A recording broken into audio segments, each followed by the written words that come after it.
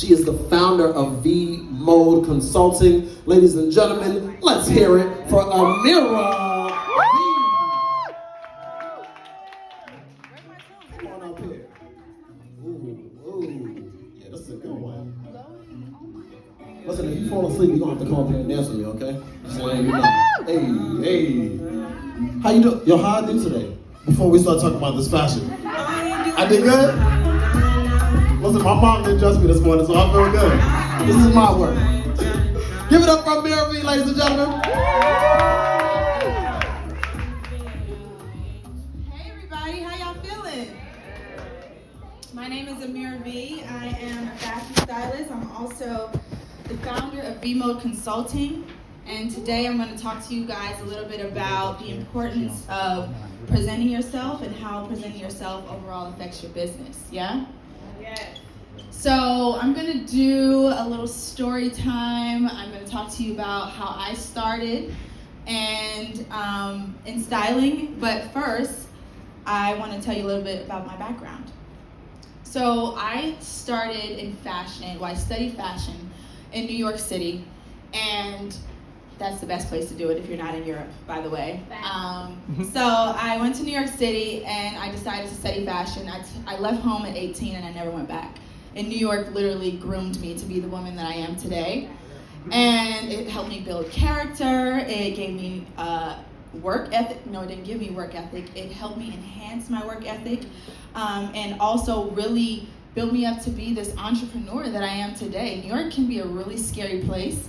So you have to be really built up for it and have strong skin and know what you want to not fall through the cracks of what the city can like swallow you up into, right?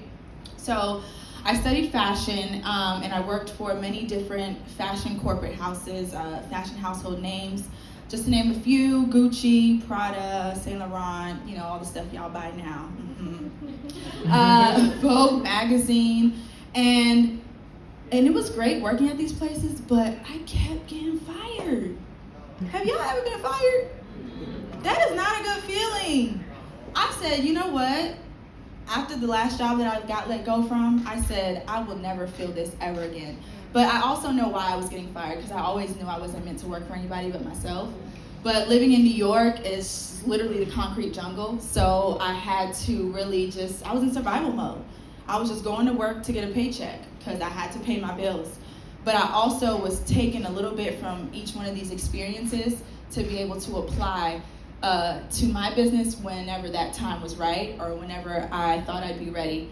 And the thing is, I was always ready. I was just afraid. I was fearful. I felt like I had to have it all figured out. I felt like I had to have startup money to build this dream business that I desired to have. But the whole time I had everything that I needed inside, okay? And it took me having to seek personal development and just knowing that there was more to me, more to my life, that I was not meant to be mediocre or live a mediocre life. And I knew that I was chosen, I was special. So I just kept seeking, I kept seeking. And through that seeking of enhancing my spiritual journey and doing the work and listening to motivational speakers and saying affirmations and really building this, I had this for my notes, but I'm not even looking at my phone, so it's fine. Building this bulletproof mindset to be able to, just really be prepared for entrepreneurship, because I told myself I wasn't going to get fired anymore. I told myself I wasn't going to work for anybody anymore. So at this point, I'm letting the universe know, okay, I'm ready to do this. I said I'm going to do this, so here I am. I took a leap of faith and I bet it on myself, and I decided to move to Los Angeles. And I rented a car for a month. I rented an Airbnb for a month. I packed up 3 suitcases. I grabbed my dog. I had $1,000 to my name, and I moved to Los Angeles. And I said, Lord, take the wheel, because look, you told me I need to be here, so you got to help me figure this out. And I moved to Los Angeles, and it's just been up since. And I've been here for 3.5 years. Praise God. So within that journey, guys, I you know, I've always had a sense of style, always been into fashion. I told you I was in New York groomed me. So over time, my style has evolved so many different layers, and I've gone through so many different phases of style. And I finally feel like I'm standing in my full power, and like I'm staying fully authentic to who I am now, and that I'm fully confident in how I'm presenting myself to the world. And when I moved to LA, that is when I birthed V-Mode.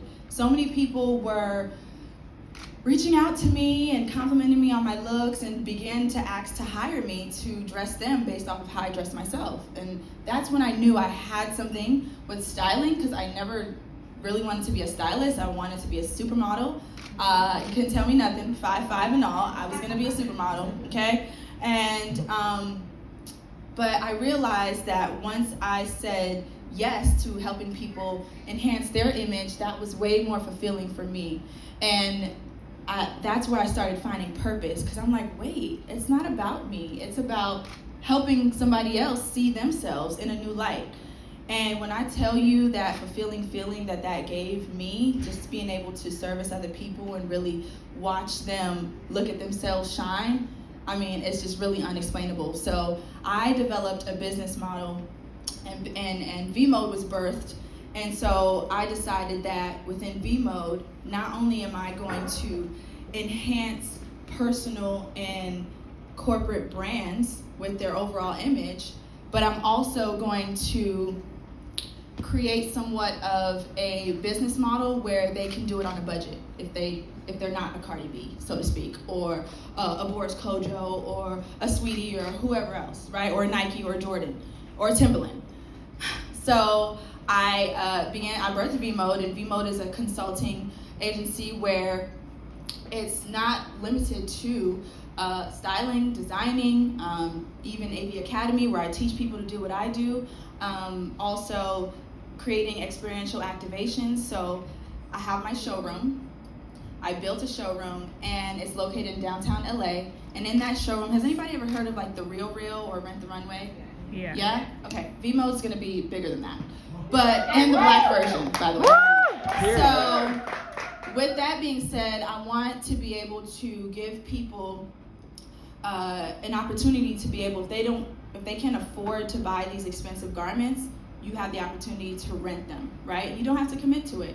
You can just rent it, wear it for date night, go to an event, or whatever it is you're doing, have a photo shoot, and then return it back, dry cleaned, and give somebody else a chance to wear it, right? So, and we charge way less than what the retail price would be to do that. So that is a way to be able to style yourself on a budget, but also we provide styling sessions where we're able to also give you an opportunity to create content in my space, the showroom that I have downtown. So it's like a studio. You can play dress up in there, there's space to create content, and then we can give you your content and you can post it on social. It's like, you get the whole package, right? So I created V-Mode, and what I've realized during this time is that, you know, my journey of getting fired and discovering my confidence and building my confidence and all of that, and has been able to translate in how I dress myself, which has been able to now become a business for me based off of people hiring me to do it for them as well, right? So how I started working on myself and the personal development and me building confidence has spilled over to how I put my clothes together, and now I have a whole business for it. So now what I realize is that when you go out, when you're networking, when you're going out into the world, wake up, baby. I'm gonna ask you, I'm coming back to you, and I'm asking you to recap what I just talked about. No, but what was I saying? Yes, so I realized that when it comes to putting looks together, when you go out into the world and you're networking and all these things, right? A way to be able to have somewhat of, or how you can present yourself, and even if you're nervous with networking and all of that, is just to wear a statement piece, whether it's a brooch like that, that's really beautiful, by the way, or a favorite accessory that you have, or a shoe, or like today, let's just say my statement piece is this blazer, right? This plaid green and brown blazer. if you don't know how to walk up to people and start a conversation, people will gravitate to you based off of a conversation piece or something that you have on, like, oh wow, that fringe on your jacket is really nice. Where'd you get that from? You know, and then there you can start a conversation and begin networking. And it doesn't have to really be a whole thing like, oh my God, I'm about to go to this event, I don't know what I'm gonna say. It can really be about you presenting yourself without even having to use your words, right? And that's what I was doing for so long, but once I realized how to turn it into a business and turn it into commerce, then it started making sense. Like, oh wait, I'm not just dressing for myself, I'm dressing for my business. I'm a walking billboard, right? I'm presenting myself to the world how I want to be interpreted before even opening my mouth to talk. And that is how, Vimo just kind of became successful overnight, is because I quickly realized that I had something with styling, and it wasn't just something that I loved to do and because I was passionate about clothes and all these things, but it actually spoke for me. And everyone doesn't have style, right? Everyone can buy fashion. You can go to the store, Gucci, Prada, Bottega, Neiman Marcus, Macy's all day, but how you put it together is what really represents who you are, right? Mm-hmm. And even dressing for different occasions, whether you're coming to a mastermind like this, or last night we were at a panel, or whether you're going to a restaurant out to eat, being able to understand that different elements of clothing can still work for the same things, but putting it together in a different way. Like this blazer, I put it together with jeans today, but it really came as a full set, like matching pants and everything. I could have wore that too, but I just decided to switch it up because that's how the model wore it on the website. I didn't want to do it like that. So I was able to tap into my own personal style and be able to make it work for me, especially in the environment that I was going to be in, right? Oh, I'm just flowing. Are y'all with me? Is this all making sense? Yes. Okay, good. Make sure y'all write y'all questions down because I'm going to ask y'all questions at the end. So when it comes to overall image and having your image present yourself before you even have to open your mouth, it's not just about what you put on your body, but it's also about how you maintenance yourself. Your hair, your nails, beauty overall, and tapping into beauty. I'm going to bring up Kat Brim in a minute because she is like a beauty connoisseur. But she will help us kind of speak more about how beauty can translate into business as well, and how it can tie in hand with the overall image of how you present yourself to the world. Kat, are you ready? Okay, cool. I'm excited to talk to you. Kat she's just brilliant. She is the owner and the founder of Hair Are Us. If anyone lives in LA, heard of Hair Are Us, it's a hair company that she has built multi-million dollars of just based off the content strategy that she's built behind it.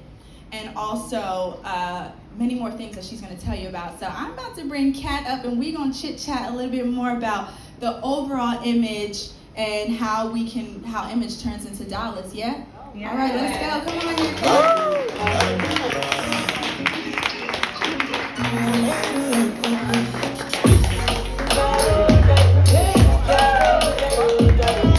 right. Do we have another mic for Kat, by the way, or no? We have to pass it back and forth? Kat, thank you so much for being here.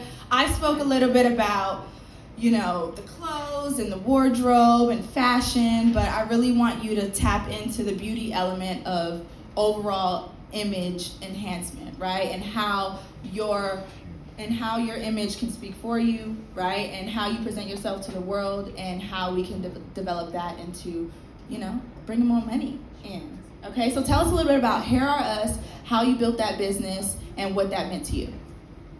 Hey everybody. Hey. So my name is Kat Brim. I'm an entrepreneur.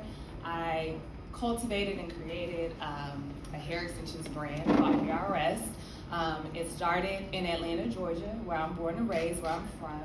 And the passion behind it just came from my love of just my love for hair, my love for beauty, my love for just finding my identity, I would say, even as a child. So before it became, like, oh, this is a money thing, I think it has a lot of layers because it's very intimate to me. Hair has always been intimate to me.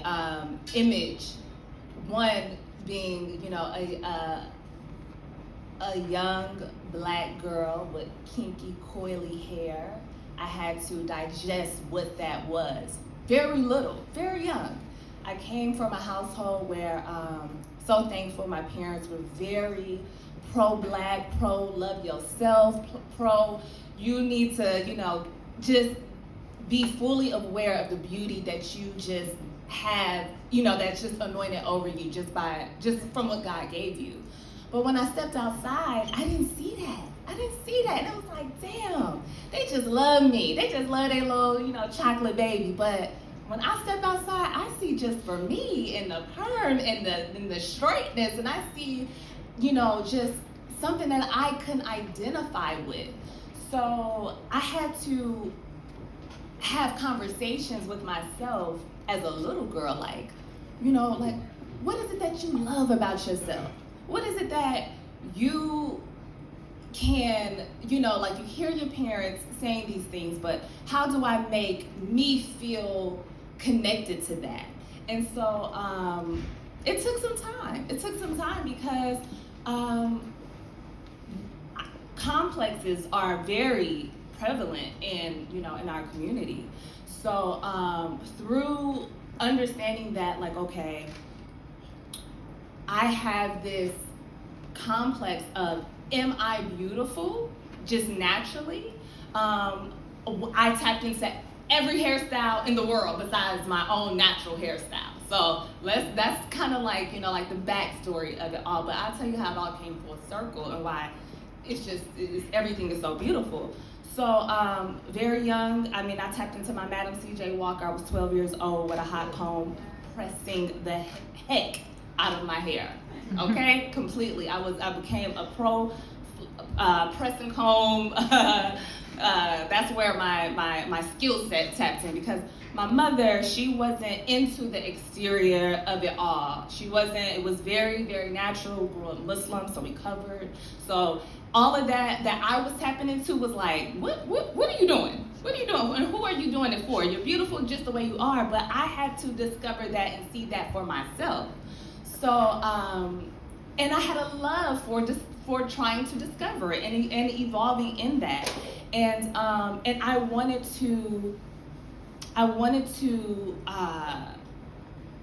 really cure myself of whatever insecurities that I had. So I think being young and not having wisdom, okay, it's like, okay, well, how do I look? How can I make myself, appear this way? Or how can I tap into that? So doing hair, very young, trying to express myself through that as much as possible. Then I started to realize as I got a little older, and I'll back up a little bit, and my friends around me admired that, wow, like you're just, you're just doing your own hair, you're just, you're being so expressive, because really I was on a journey trying to seek, who am I? And there was insecurity in that, and there was like, no, I really want to discover this. So I'm trying everything, and realizing that I'm actually going further away from myself. You know what I mean? And but I didn't know that at being 12, 13, 14, 15. And I'm naturally a creative person. I love everything with beauty, hair, fashion, just everything. So I would get attention for how I would, express myself as I'm seeking and trying to find myself. And my friends would be like, do my hair like that, or how you do your baby hairs like that? People literally say, like, Kat was born with a damn toothbrush, a gel toothbrush, swooping and whooping and doing my baby hairs. Okay, at 12 years old, I would, in the bathroom at school, like, I would have a little line. It's the entrepreneurial side of me. $2 baby hairs. I'm gonna hook you up with Murray. This was before. Listen, okay, I've been doing this a long time. This is before edge control, where you got to mix your Pro Gel and your Murray's together to get you an edge control look. And I would do that with my friends and, with my girlfriends, and I would see other friends who I could relate to, who I felt like they looked like me, but they didn't. They were trying to find their identity through a society that said your natural essence isn't enough. And I knew what that felt like internally, so I would see that and say, girl, you beautiful. Girl, we're gonna figure it out together. We gotta figure out what works for us. So it's been a journey, an evolution of identity and discovering what,